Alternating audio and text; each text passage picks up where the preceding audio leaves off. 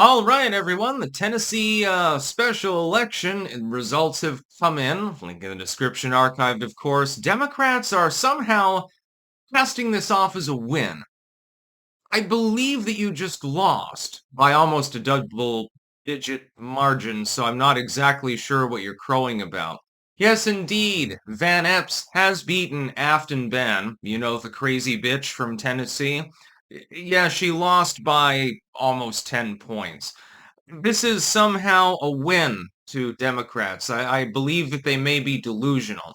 They're trying to gauge the margin of victory for Donald Trump, which was about 20 points, against this race, and say, well, we gained 10 points.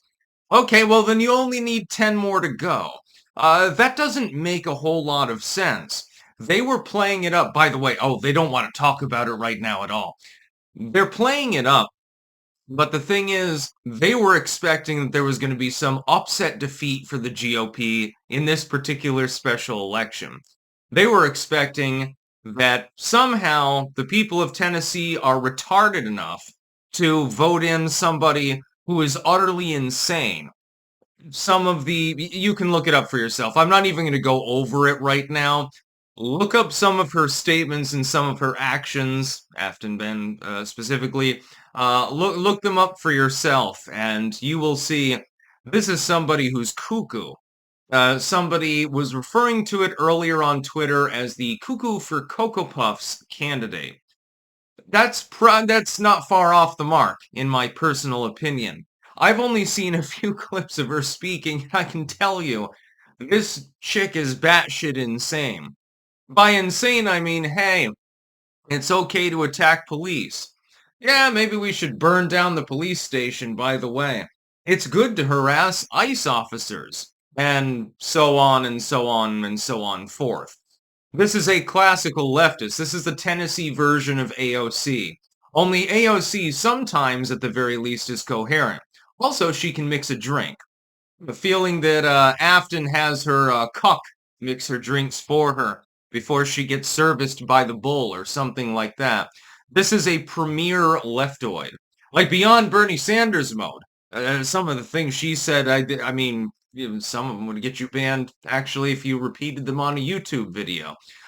Because she's nuts. She's literally insane. It is worrisome that she managed to get 45% of the vote. Roughly, a little bit more than that. Of course, Epps got a bit less than 55, but it was lopsided. He won handily.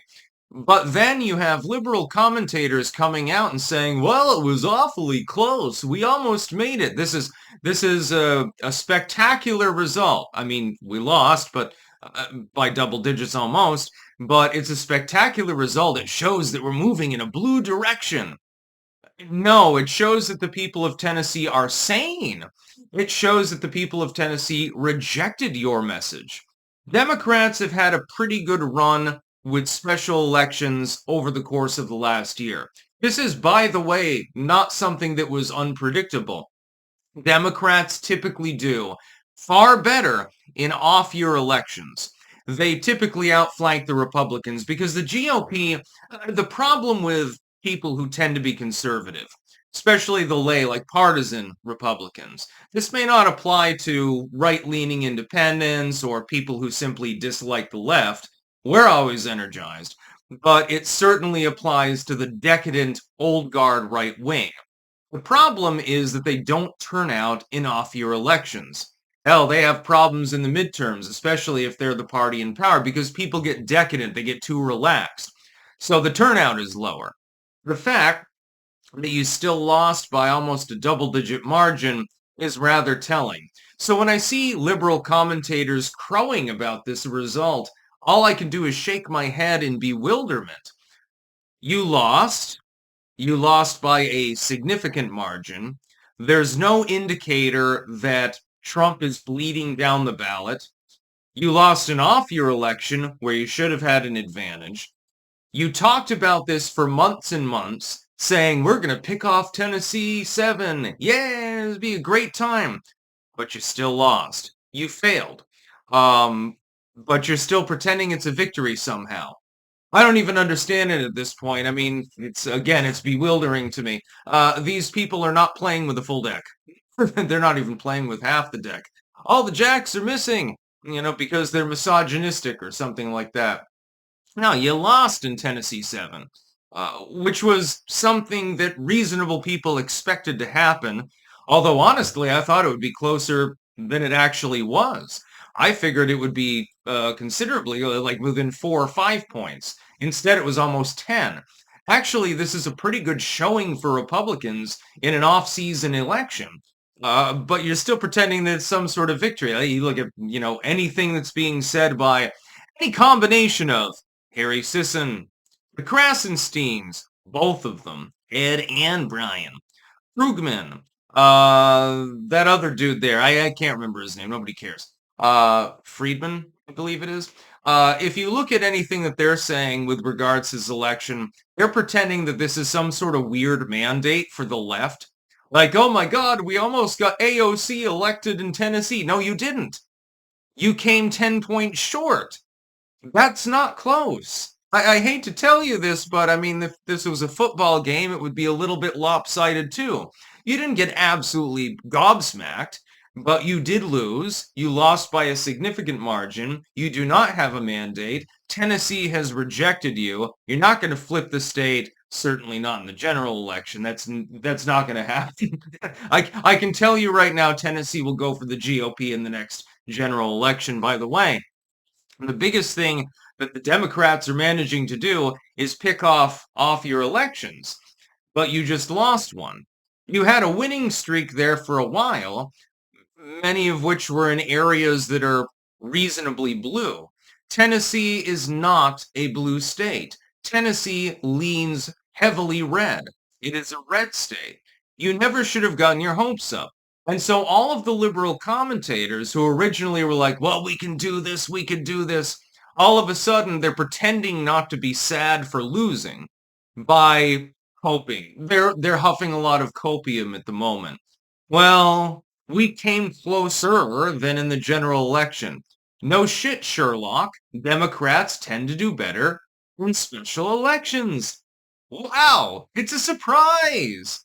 Actually, Epps, again, in my opinion, did better than I expected him to do. I would have said like a 5-6 point margin probably would have been around where I would have placed it. I didn't bother making any predictions because I saw through the liberal hyperbole and said, okay, Epps is clearly going to win here. There's not going to be an upset. There's a 0% chance of it. So I didn't even bother making a prediction. I think that most sane people, those of us with an IQ above 90, or, well, above 60, I suppose, people who are capable of doing more than picking turnips, probably suggested that Epps was likely to win. So congratulations to you, Mr. Epps, not Von Epps, actually. Um, you defeated the crazy woman, and that's literally what she is. Look at some of her tirades and some of the things that she said. There's a whole laundry list of them. Put them in links in the description. There are so many of them, it would be very, very difficult for me to find the time out of my day to actually show you exactly how insane she is. You can go ahead and, converse about her in the comment section. She's nuts. She's literally insane. Meanwhile, Matt Van Epps, while he's not perfect, at the very least, he's coherent. He's capable of holding a conversation without going on a tirade. Doesn't get randomly detained by, doing stupid shit. And so I think Tennessee made the right decision. I'm not even a Republican. That's about all. Peace out.